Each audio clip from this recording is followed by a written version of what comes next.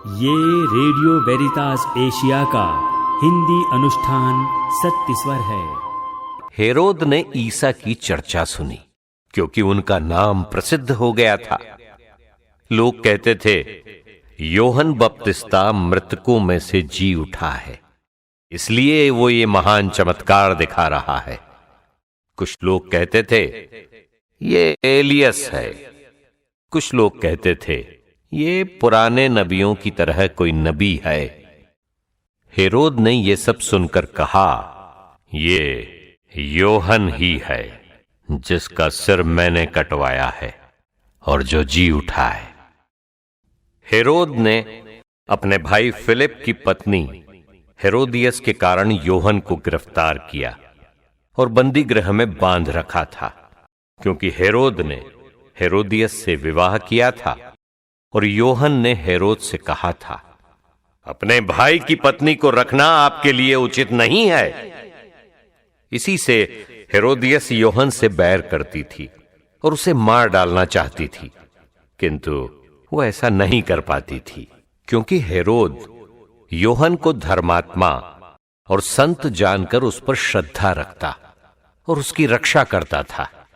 हेरोद उसके उपदेश सुनकर बड़े असमंजस में पड़ जाता था, फिर भी वो उसकी बातें सुनना पसंद करता था।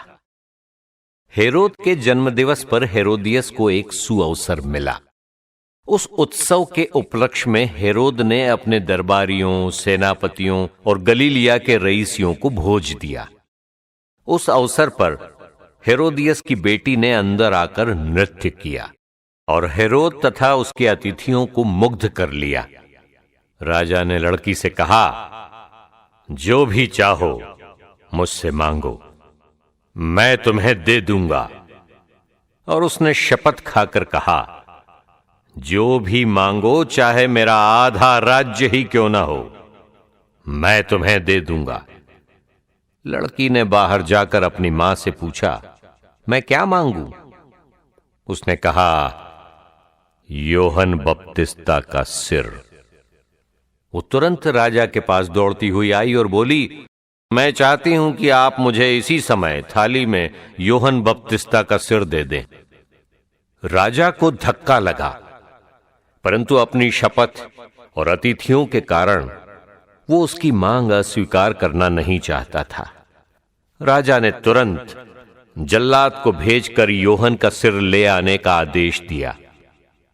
जल्लाद ने जाकर बंदी गृह में उसका सिर काट डाला और उसे थाली में लाकर लड़की को दिया और लड़की ने उसे अपनी मां को दे दिया। जब यूहन्ना के शिष्यों को इसका पता चला तो वे आकर उसका शव ले गए और उन्होंने उसे कब्र में रख दिया।